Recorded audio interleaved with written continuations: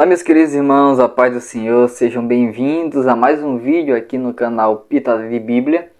E antes de nós começarmos o vídeo, eu gostaria de pedir para você se inscrever aqui no nosso canal, deixar esse like. E também, se você puder estar compartilhando esse vídeo com mais alguém, vai nos ajudar bastante. Também vai nos ajudar bastante se você adquirir um dos nossos materiais que estão aqui na descrição desse vídeo. Lembrando que quando você adquirir qualquer um desses materiais, você vai estar nos ajudando a nós lançarmos o nosso primeiro livro, que é esse livro aqui, que fala sobre salvação, com uma linguagem super acessível, tá bom? E você vai estar nos ajudando a lançar esse livro assim que você comprar qualquer um dos nossos materiais que estão aqui na descrição desse vídeo. Além disso, você vai também poder estar nos ajudando, caso você não queira adquirir nenhum dos nossos materiais que estão aqui na descrição, mas você quer nos ajudar a nós lançarmos esse livro, eu estarei deixando aqui a nossa chave Pix para você estar nos ajudando, tá bom? Então vamos para mais um vídeo aqui no canal. Que Deus abençoe você através desse conteúdo. A paz do Senhor. Olá, meus queridos irmãos, vamos aqui para a nossa lição de número 2, que com a graça de Deus será ministrada no dia 13 de julho de 2025, tem como tema a Igreja de Jerusalém, um modelo a ser seguido. Estamos no terceiro trimestre da Escola Bíblica Dominical deste ano de 2025. O nosso texto áureo dessa lição está em Atos, capítulo 2, versículo 42, que é um versículo extraordinário, que diz assim: e perseveravam, isso aqui falando da igreja, falando dos irmãos. Eles perseveravam, primeiro, na doutrina dos apóstolos. Segundo, na comunhão. Terceiro, no partir do pão. Quarto, nas orações. Então, eles perseveravam na doutrina dos apóstolos, e na comunhão, e no partir do pão, e nas orações. Está aí o segredo de uma igreja que cresce, de uma igreja vitoriosa, de uma igreja que causa um impacto muito grande aonde ela está estabelecida. Verdade prática, a Igreja de Jerusalém, como igreja-mãe, tornou-se exemplo para as demais, um modelo a ser seguido por todas as igrejas verdadeiramente bíblicas. Então é sobre isso que nós iremos estudar aqui neste vídeo, nessa pré-aula da lição de número 2 do terceiro trimestre da Escola Bíblica Dominical do ano 2025, das lições CPAD. Vamos lá. Introdução. Introdução da nossa aula diz o seguinte: por ser a igreja-mãe, Jerusalém torna-se um modelo para as demais igrejas que foram implantadas.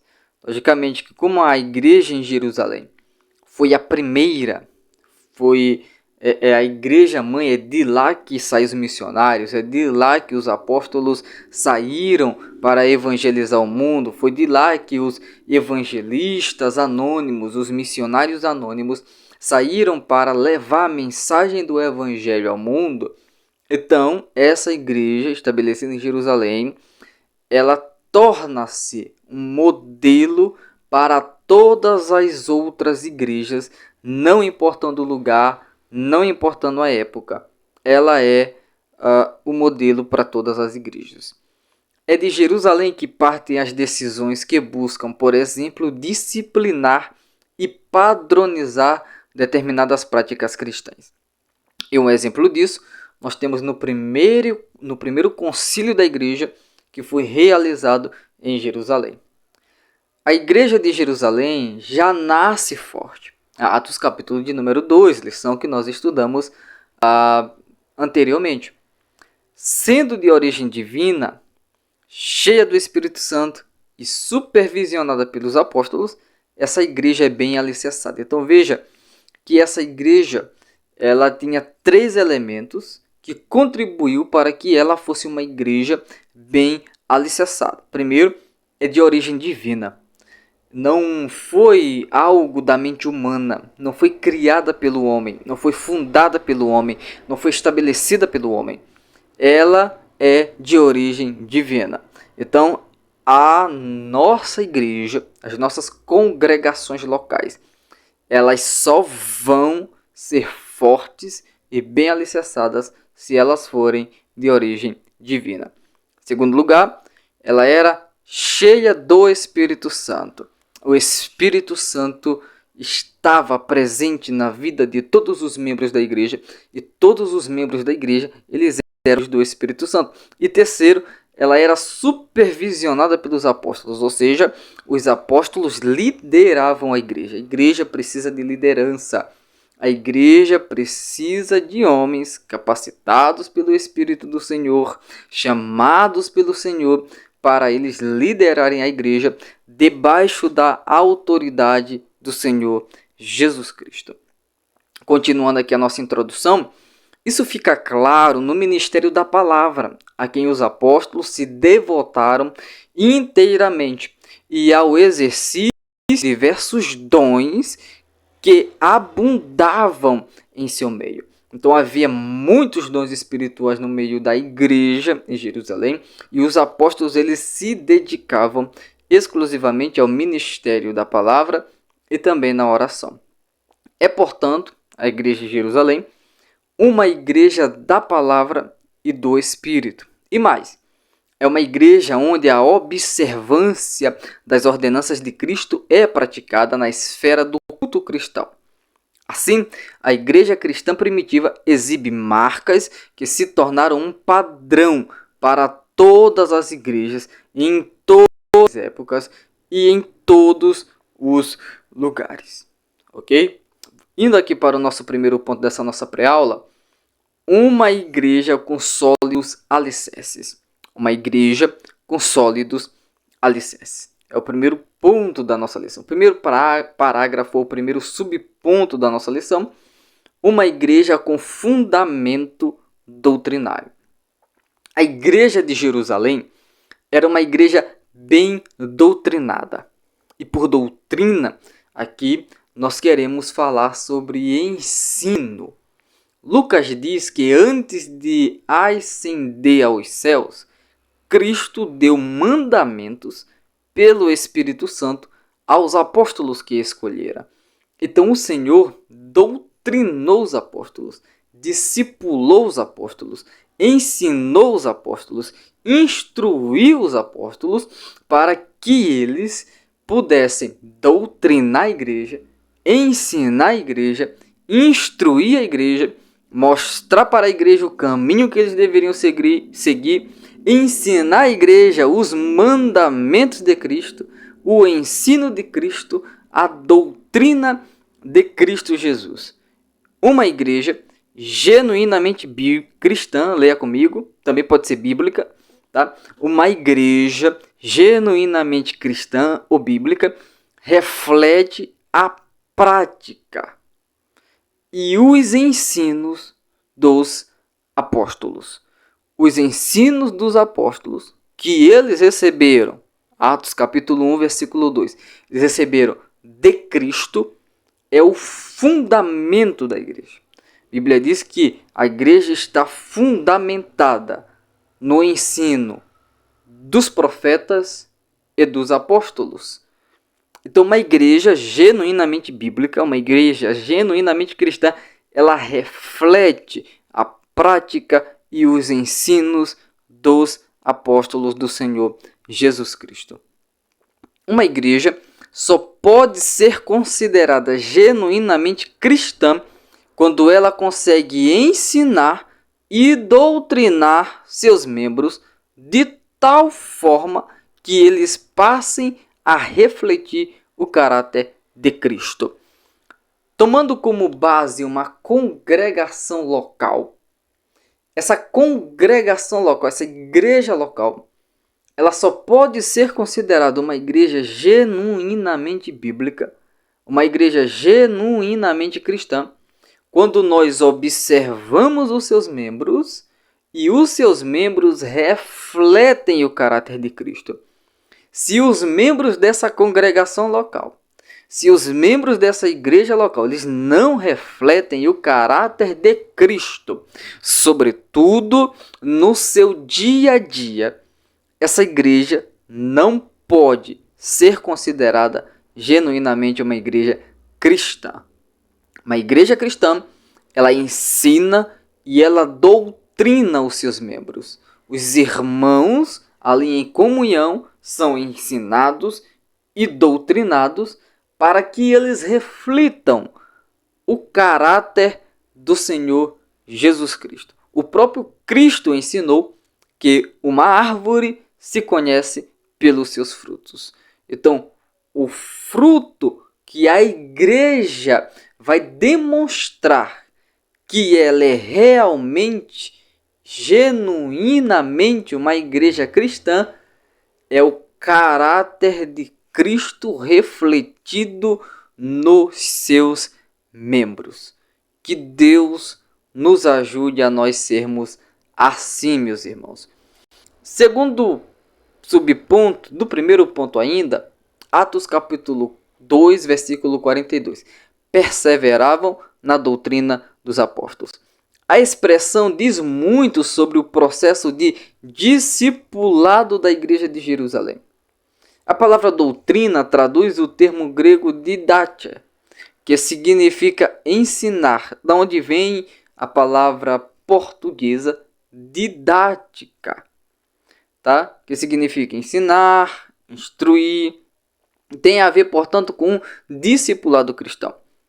Então, quando o Atos dos Apóstolos, capítulo 2, versículo 42, registra que os crentes perseveravam na doutrina dos apóstolos, ali está falando sobre o discipulado cristão.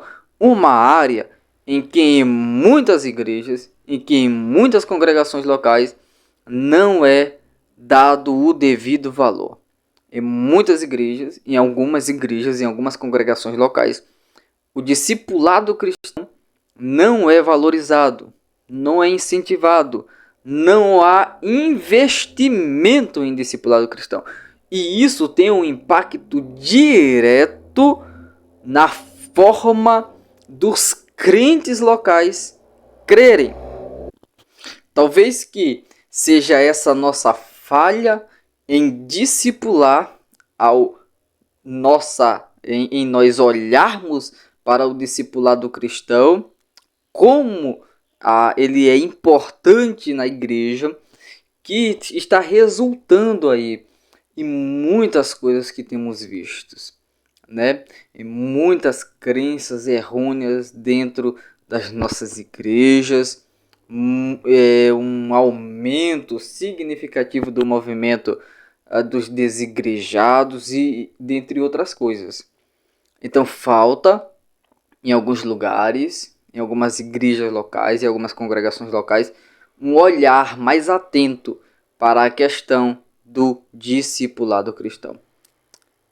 Passando aqui para o nosso próximo slide, os apóstolos aprenderam de Cristo. A igreja primitiva aprendeu dos apóstolos. Então, o que os apóstolos ensinaram para a igreja não era uma doutrina deles, era uma doutrina que eles haviam recebido do Senhor Jesus.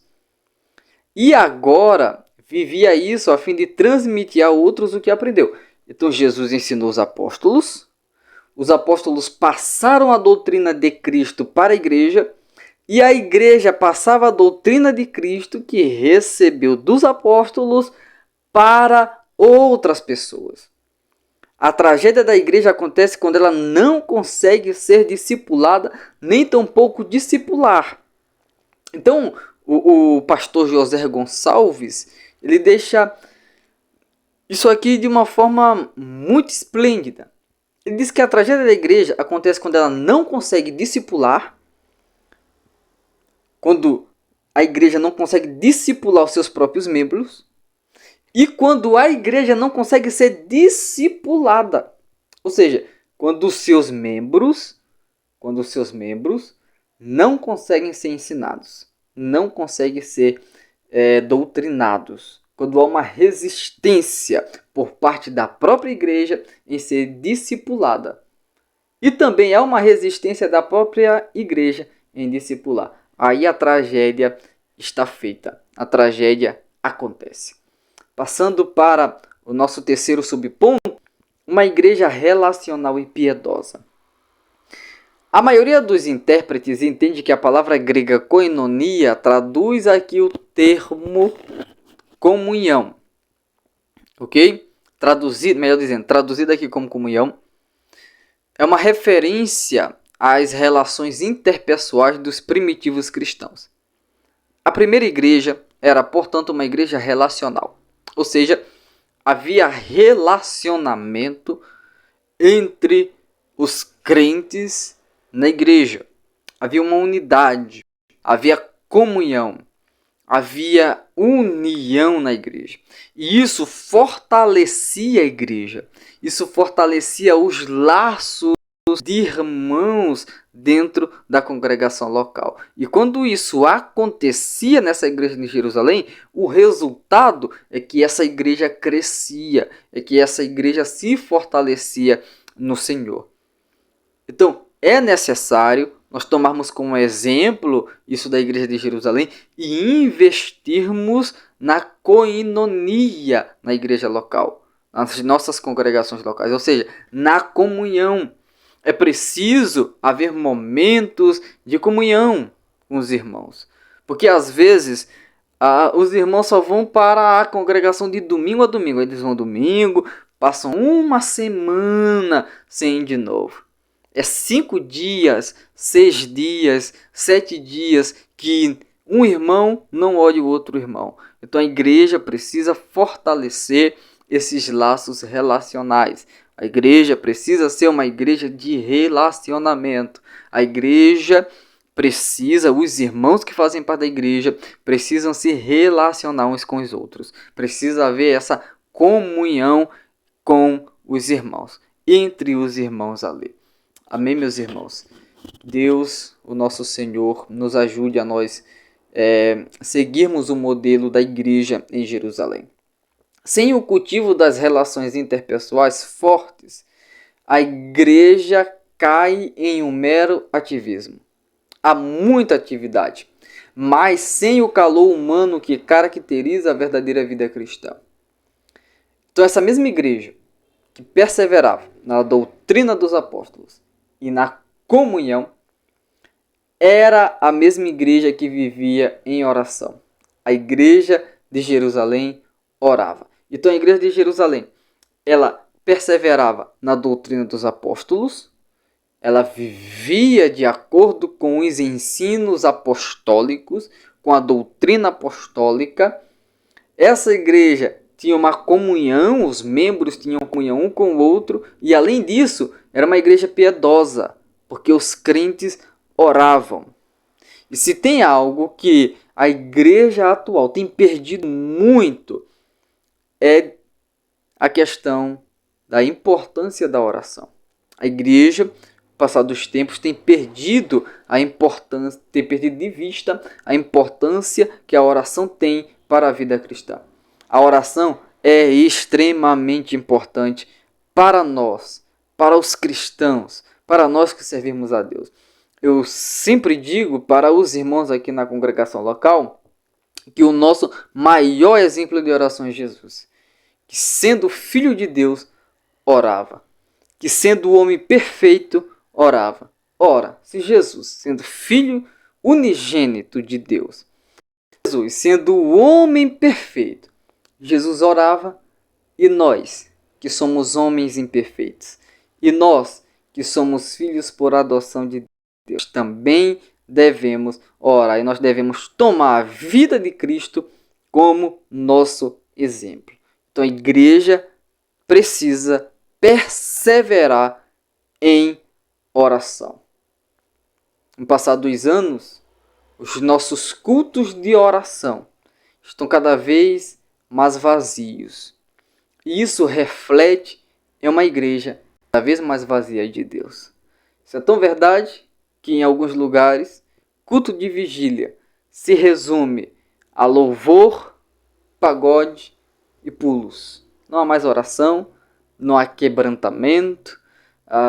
Um culto de vigília se coloca 20 pregadores, se coloca 30 cantores, e a pergunta que fica em nossa mente é: qual é o tempo que se tem para orar? Qual é o tempo que se tem para buscar Deus? Porque antigamente as vigílias elas eram de oração. A gente chegava, se ajoelhava, clamava a Deus e tinha assim os momentos de louvor, tinha assim os momentos de palavra, mas o maior tempo era de oração. Era clamando a Deus. Aí Jesus batizava com o Espírito Santo, o Espírito do Senhor distribuía os dons espirituais, o Senhor falava com a igreja era forte, a igreja era poderosa em Cristo, a igreja realizava obras extraordinárias, os membros da igreja eram crentes fortalecidos no poder de Deus, e é algo que nós temos perdido aí com o passar do tempo. Então essa lição ela é extremamente importante para nós reavaliarmos algumas práticas que temos perdido com o passar dos anos. Terceiro ponto, né? Uma igreja que observava os símbolos cristãos. Meus irmãos, peço que desconsiderem isso, porque não é o terceiro ponto, é o segundo ponto da nossa lição. Uma igreja observadora dos símbolos cristãos, e aqui nós vamos falar do batismo e da Santa Ceia. O batismo. Naquela época, a primeira igreja batizava quem se convertia. Isso acontecia muito rápido, as pessoas se convertiam e a igreja batizava logo, tá? Ela sabia que o batismo era uma das ordenanças de Jesus e que ele era um dos principais símbolos da fé cristã. Então o batismo, ele é uma ordenança de Jesus, foi Jesus que mandou batizar e ele é um dos principais símbolos da fé cristã até os dias de hoje. O batismo era um dos primeiros passos da fé cristã, um rito de entrada para a nova vida em Cristo. Enquanto hoje algumas pessoas estão servindo ao Senhor há 10, 20, 15, 30 anos e nunca desceram as águas, nunca foram batizadas nas águas. Naquela época, não. Naquela época, o batismo era um dos primeiros passos da fé cristã. A pessoa se convertia e logo a pessoa era batizada. Era um rito de entrada para a nova vida em Cristo. Mas para ser batizada, a pessoa precisava ter se arrependido dos seus pecados e crido em Jesus, que são ainda hoje as duas principais exigências para que alguém seja batizado. A pessoa precisa ter se arrependido dos seus pecados e a pessoa precisa ter crido em Jesus. Fez isso, a pessoa já pode ser um candidato ao batismo nas águas. O batismo, ele era e ainda é um testemunho público de que a pessoa havia se convertido ao Senhor. Então, quando alguém se batizava, a pessoa estava dizendo para o mundo que ela agora passaria a viver para Cristo, passaria a viver conforme o Evangelho do Senhor Jesus. Por meio dele, ou seja, por meio do batismo, os cristãos de Jerusalém mostravam ao mundo que a sua vida agora era diferente e que eles tinham uma nova vida em Cristo, ou seja, que agora eles viveriam conforme os ensinos de Jesus Cristo. Eles seguiriam o Senhor Jesus. Eles passariam a viver para Cristo. Teriam uma nova identidade definida no Senhor Jesus Cristo. Era isso que eles afirmavam ao mundo ao serem batizados nas águas pelos apóstolos. A ceia do Senhor. A ceia do Senhor é a outra ordenança dada por Jesus e que foi observada pela igreja de Jerusalém. Então a ceia foi instituída por Jesus, é uma instituição do próprio Cristo, assim como o batismo foi instituído pelo Senhor e também a ordem de pregar o Evangelho foi também instituído pelo Senhor. E esses três que eu citei, a ordem para pregar o Evangelho, a ordem para batizar e a ordem para cear, foram observados pela igreja de Jerusalém. Ou seja, a igreja batizava, a igreja ceava, a igreja evangelizava. Tudo isso no poder do Espírito Santo. A maioria dos estudiosos concorda que esse texto é uma referência à prática da ceia do Senhor entre os primeiros cristãos. Donald Green, um dos principais mestres do pentecostalismo britânico, disse que quando tomada corretamente, porque tem pessoas que tomam a ceia incorretamente, mas quando ela é tomada corretamente, a ceia leva a igreja ao próprio coração de sua fé. Porque na ceia nós nos recordamos da morte do Senhor e também da ressurreição do Senhor. E além disso, nós também estamos ali dizendo que nós estamos esperando o Senhor para que nós possamos cear nos céus com Ele, como Ele prometeu. Então a Santa Ceia, ela tem um olhar voltado para o passado, Cristo morreu, ressuscitou, mas ela também olha para o futuro, Cristo vai voltar. Então quando a Santa Ceia ela é tomada corretamente, ela leva a igreja ao próprio coração de sua fé, ao próprio centro do Evangelho, ao objeto supremo do amor de Deus. Bela fala do pastor Donald Green. Terceiro ponto da nossa lição, uma igreja modelo. Primeiro subponto, uma igreja reverente e cheia de dons espirituais. É dito da igreja de Jerusalém, é dito, em cada alma havia temor. Isso aqui faz referência à reverência. Tá? A palavra grega traduzida como temor é phobos, que também significa reverência e respeito pelo sagrado. Havia um forte sentimento da presença de Deus no meio da igreja, diferentemente de muitos cultos hoje, aonde nós vamos, nós cultuamos ao Senhor e parece que algo está errado. É algo morno, é algo morto, é algo sem vida, é algo chato. Nós não conseguimos ver a presença de Deus se manifestando. Na igreja de Jerusalém havia um forte sentimento que a presença de Deus estava ali, que a presença de Deus estava ali se manifestando no meio deles. Havia um clima da presença do sagrado, daquilo que é santo. E isso, a igreja respondia a isso com um santo temor, com uma reverência, com respeito pelo sagrado. E o pastor José Gonçalves diz assim: precisamos aprender com a primeira igreja. Não podemos perder o respeito pelo sagrado, que acontece em muitos lugares. Lucas destaca que muitas maravilhas e sinais se faziam pelos apóstolos. Aqui ele já está falando dos dons espirituais. Sinais, do grego terás, e maravilhas, do grego semeion, são as mesmas palavras usadas pelo apóstolo Paulo para se referir aos dons do Espírito Santo que se manifestavam em ações missionárias. Então essa igreja era uma igreja que tinha temor, que tinha reverência e também era uma igreja cheia dos dons espirituais, bendito seja Deus. E os dons estão disponíveis hoje para a igreja. Inclusive, nós temos aqui um livro sobre os dons espirituais que você pode baixar aí e você pode ler e ser edificado e incentivado a buscar os dons espirituais, tá bom?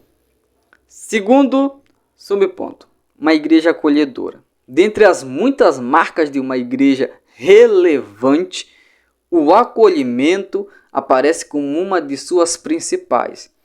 Uma igreja, para se tornar relevante, necessariamente deve ser uma igreja acolhedora. Então nós devemos nos preocupar com essa questão da igreja ser, nós termos na igreja um ambiente acolhedor, onde as pessoas se sintam acolhidas. Eu já ouvi muitas pessoas reclamarem de congregações que não praticavam isso, igrejas que não eram acolhedoras, enquanto eu já ouvi de outras congregações que eram realmente muito acolhedoras e as pessoas sempre iam nessas igrejas, porque elas se sentiam abraçadas pelos irmãos, se sentiam queridas, se sentiam importantes, se sentiam amadas e elas gostavam de estar em um ambiente assim, em um ambiente onde elas se sentiam pessoas valorizadas. É sobre isso aqui da questão da igreja, que é acolhedora. Dessa forma, a igreja, quando ela é uma igreja acolhedora, quando ela acolhe bem as pessoas, sejam seus membros, sejam as pessoas que estão visitando-a, ela se torna uma igreja relevante. Se nós quisermos ser uma igreja relevante, nós devemos ser uma igreja acolhedora. O texto bíblico diz que naquela igreja todos criam, todos os que criam estavam juntos e tinham tudo em comum. A nossa tendência é nos fechar em nosso mundo e deixar de fora quem achamos ser inconveniente. Numa igreja acolhedora, os membros se sentem acolhidos e se sentem parte do grupo. Se sentem pertencentes àquele lugar. E isso muda tudo. Nós precisamos praticar esse aspecto da igreja. Sermos uma igreja acolhedora. Nosso terceiro e último subponto, desse nosso último ponto, dessa nossa segunda lição, uma igreja adoradora. A igreja de Jerusalém era também uma igreja que adorava a Deus. Diz o texto sagrado, Atos dos Apóstolos, capítulo 2, versículo 47, louvando a Deus. É uma expressão de júbilo e de gratidão. Louvar é muito mais que simplesmente cantar, porque nem todo mundo que canta louva, nem todo mundo que canta adora. Adorar é muito mais do que cantar. Louvar é muito mais do que cantar. Louvar, adorar, é uma expressão de rendição e de total entrega.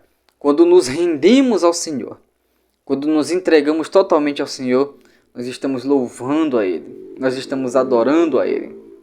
É o reconhecimento da grandeza de Deus. E quando nós reconhecemos a grandeza de Deus, logo nós também reconheceremos a nossa pequenez, o quanto somos pequenos e o quanto o nosso Deus é grande. Também é o reconhecimento dos poderosos feitos de Deus. Isso é louvar, isso é adorar a Deus. E a igreja de Jerusalém louvava a Deus. A igreja de Jerusalém adorava ao Senhor. Resumo da nossa lição. Primeiro ponto, nós vimos que a igreja de Jerusalém, que é um modelo a ser seguido, era uma igreja de sólidos fundamentos, perseverava na doutrina dos apóstolos e era uma igreja relacional e piedosa. No segundo ponto, nós observamos que ela era uma igreja que observava as ordenanças do batismo e da Santa Ceia. E no terceiro ponto, nós compreendemos que é uma igreja modelo, pois ela era uma igreja reverente, cheia dos dons espirituais, acolhedora e adoradora. Que Deus nos ajude a nós sermos uma igreja assim também. Que o mesmo Espírito que atuava lá na igreja primitiva é o mesmo Espírito que está com a igreja hoje. E aquilo que ele fazia lá, ele quer fazer também hoje. Os dons que ele distribuía lá, ele quer distribuir hoje. A maneira como ele usava os irmãos lá, ele quer usar os irmãos hoje. Então, que nós possamos nos disponibilizar para sermos usados pelo Senhor. Ok?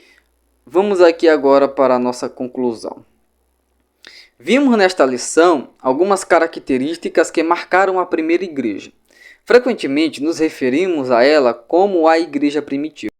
Vemos como sendo uma igreja ideal, modelo para todas as outras. De fato, ela é a igreja mãe. Isso, contudo, não significa dizer que a igreja de Jerusalém não tivesse problemas. Ela tinha, porque a igreja tinha pessoas, e pessoas são falhas, pessoas têm problemas, e aonde tem pessoas que pensam diferente, que têm ideia diferente, sempre vai ter problemas. Mas, pelo contrário, ela tinha problemas. E nós veremos isso em outras lições. Nada, contudo, que tire o brilho e nos impeça de nos espelharmos dela. Apesar dos problemas que haviam lá, apesar de algumas desavenças que haviam lá na igreja de Jerusalém, isso não impede dela ser uma igreja modelo para todas as outras. A igreja de Jerusalém era um modelo a ser seguido. Que Deus nos ajude a nós seguirmos esse modelo da igreja de Jerusalém. Como você viu no começo do vídeo, aí, antes de começarmos essa nossa pré-aula, nos ajude a lançar esse livro. Tá bom? Nos ajude, meus irmãos. Em nome do Senhor Jesus. Nos encontramos na próxima lição, se Deus quiser. Tchau e até a próxima, em nome do Senhor Jesus.